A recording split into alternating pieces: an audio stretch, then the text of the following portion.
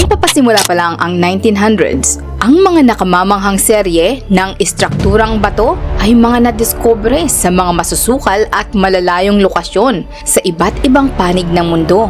Ang mga nakamamanghang artifacts ay kilala sa tawag na Stone Stargates. Nakuha ng mga ito ang pansin ng mga archaeologists at mga historian at ng mga conspiracy theorists.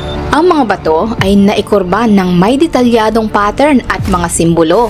At ang kanilang tunay na layunin ay punong-puno pa rin ng misteryo. Subalit pinag-uusapan ito ng mga sinaunang katutubong mamamayan na isang Stargate device na ginagamit sa malalayong paglalakbay sa solar system at makapaglakbay sa kalawakan.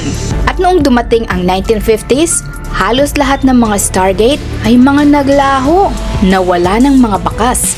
At ayon sa mga sabi-sabing kwento, na ito'y itinago ng gobyerno para sa natatago nilang layunin.